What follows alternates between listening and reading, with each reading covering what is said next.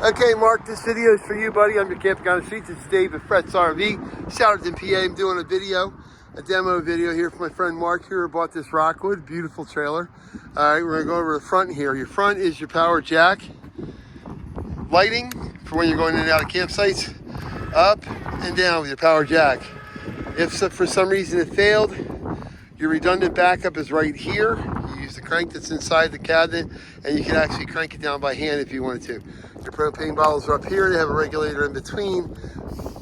Righty-tighty, lefty-loosey to turn them on. Your power jacks right here. As you can see, extend your power jacks. They go down. Retract them. They come back up. Operated right here by a toggle switch on the side of your trailer. That's for your stabilizer jacks. This is not a hole in your camper. This is for every reason that your slide out fails. You can actually crank your slide out by hand if you wanted to, or if you had to. You won't have to, but it's nice to know you have that ability. Outside boo light, I call them, because it's your security light. TV hookup, TV setup, power for your TV right here. This is an additional place for a grill to slide on. You'll note that you have two awnings on this. It's great because you have the slide out and a slide topper on it, but the awnings are nice that you have two of them because on this, with the slide out that's in the kitchen area or the living room area, you don't lose space. So it's pretty sweet. Your outdoor speakers, obviously, it's all shined up and polished up. We're gonna go in, we'll put the slide out for you, show you where that works. This is your monitor panel. This is basically the brains to your operation here. Your lights for your step, for your porch, your outside floodlight, your door side floodlight. Okay, your aisle lights go on from here. Your awning, in and out from here. Your slide, in and out from here. So I'm gonna show you here again, your slide. We're gonna put it out. This first slide is your kitchen slide. As you can see, it's going out right now. And this is by battery. So when you hooked up the power, it's gonna go a lot quicker than by battery. But this is your slide going out right now. She'll be out in a minute. Goes right on out. And that's your slide. When it makes that rattle noise, you know it's done. You can't hurt it that way. And then your door side slide, which again, like I said, the batteries struggle a little bit because they're cold out, but your door side slide will go right out. And as you can see where your awning is on the outside, your slide topper deploys over top of that slide out, which makes it nice. As Bill Murray says, in case I have that going for me, which is nice. Anyhow, beautiful coach in here. We got it all cleaned up, ready to pack up and ship to you there on Tuesday. Your slide will go out, keep going out. Like I said, your slide topper covers it. We're not gonna leave it out long because it's windy today, but you don't have to worry about that going anywhere. So that's your slide operation, really simple. Like I said, where the circles are, cut on the outside. If you had to by hand, you could. You have also the slide out in the bedroom, which is where I showed you the first circle from. And again, your switch to deploy that is right here along the wall. We won't put that out one right now because the bedroom's pretty easy. You've got your TV mounted up above it, your TV antenna. You crank this up to deploy the antenna all the way up to fully extended. Do not, I repeat, do not. You can be cutesy with this and twist this for signal. You don't have to do that. The only thing you're gonna do is you pull this down and twist this for signal is you're gonna release a spring and have a nightmare trying to fix your antenna. I don't know why they put them on there. I wish they would just leave that the way it is. But again, just crank it all the way up to the top. You'll hear it. You won't be able to go any further. And as you can hear it slide on the roof, when it gets down, you'll know that it's down. If you're going to move it, by all means, put your TV antenna down, because the first tree that sees your antenna will remind you didn't put it down and will rip it off your roof. But that's your TV antenna. You're set up here for your TV and your antenna's up here. Bathroom. Pretty easy stuff. Your side, where I'm saying your side, your receptacles on your walls. If you ever have a time where they all pop out, usually the best troubleshooting tip, it's usually this GFI guy right here in the bathroom that has kicked. If you're sitting here using your tablets, using all your devices, and all of a sudden your wall outlets kick, it is usually that GFI. Your light switches for your bathroom here, really simple. As you can see, the LEDs here, right from here. You have a cutout above your shower, hot and cold water. Your toilet, the only difference between this and your house toilet is you have a foot pedal, as opposed to the pedal being on the top. You'll note your heater vents are all throughout your coach. It's a ducted floor system with your heat. The roof is the AC, the floor is the heater.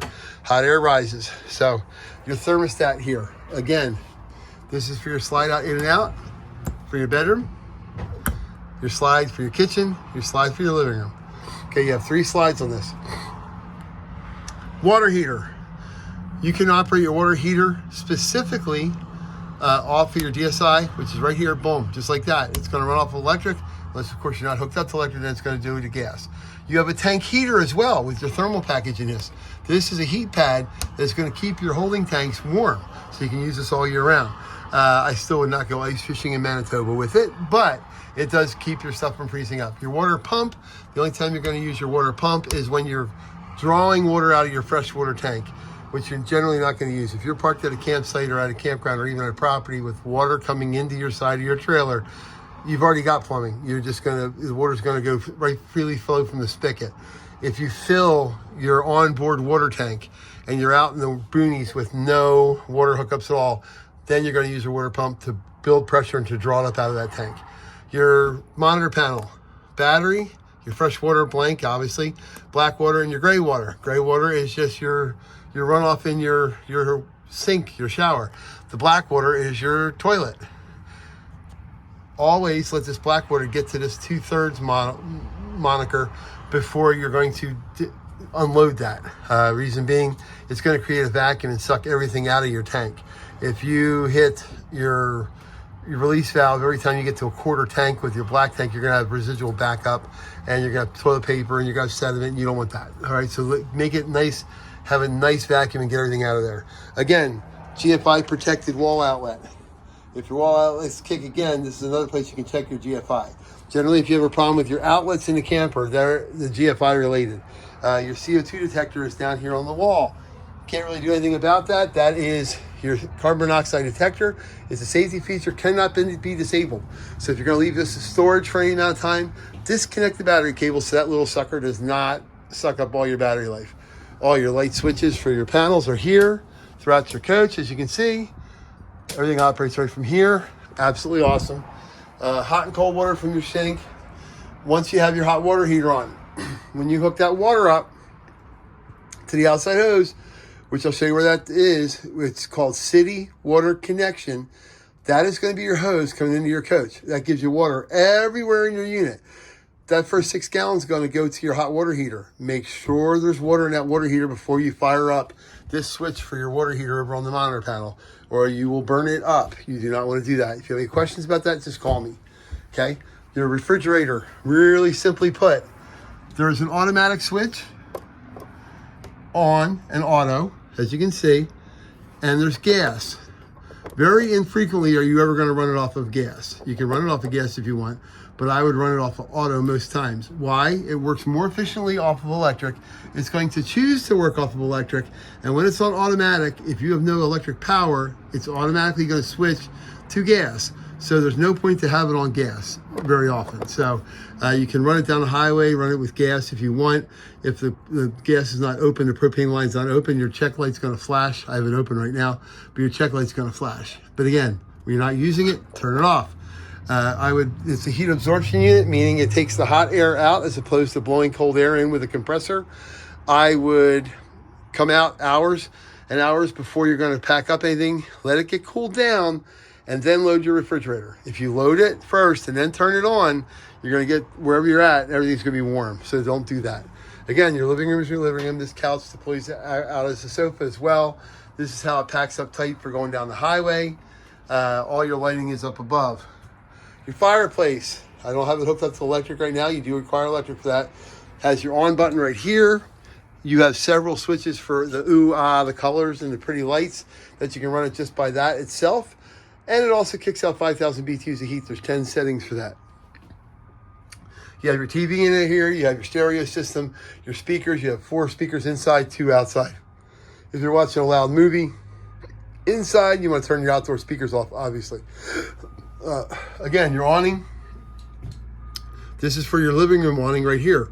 You have a separate awning switch on that monitor panel for the awning that's on the front part of the camper. This is for the awning that's directly over your living room. So You have 2 separate switches for that, but it's awesome. This is your inside. Your breaker box is here. Same as any other camper breaker box. The 15 amp fuses can be exchangeable. If your microwave kicks, you can use a TV fuse. You can interchange them.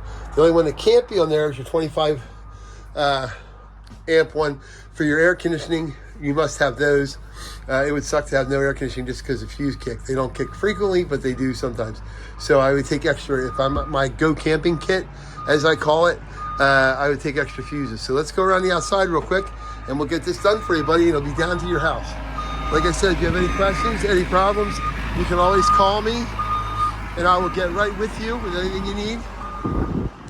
And I can walk you through most things. Fiberglass front, the windshield's nice. Make sure it's sealed if you're traveling down the highway. And we've got a marsh out here, so I'm gonna walk and avoid that. Okay, outside you got storage compartment underneath. Over here is your water central, let's call it. Freshwater tank, onboard freshwater tank for when you have no water hookups.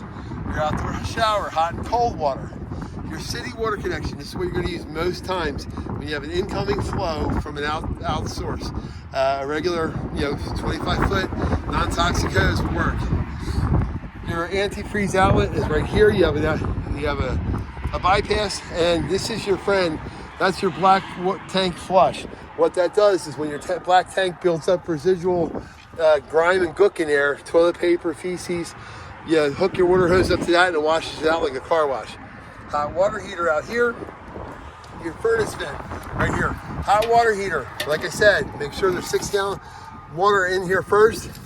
Always, always, always, before you turn on that hot water switch and fire this furnace up, essentially, you get to your release valve. You got air in there now. You want water coming out there. When water is dripping out, not like the air now, when water is dripping out, it means you're ready to go. You can fire up your water heater and you're not gonna burn it up. Okay, the first 6 gallons from that hose will go right directly into that. It's kind of automatic. You can't do anything about that. This is the outdoor vent for your refrigerator. Condensation will come out of that, which it's supposed to. It's releasing the water as it's cooling the inside of your refrigerator. And then on the back, as you can see here, you have your satellite hooked up and you have your power cord. Power cord's inside, 30 amp cord. You have satellite and cable hookup. Slide topper again on your awnings out here on your slides, which makes it nice and protects your awnings so they don't get destroyed. Your slide tops don't get destroyed. It does have the rack and ladder. It's a walkable roof. You can walk on it. It's about 2,500 pound weight limit on that roof.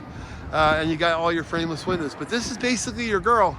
Like I said, I'll be available to you if you have any questions or problems. You want me to walk you through anything, but just let me know. Any questions, just call me. But this is your girl. I'm going to pack her all up for you, and you'll see her down there soon. Thanks, Mark. And we're at Fred's RV in Souderton, PA.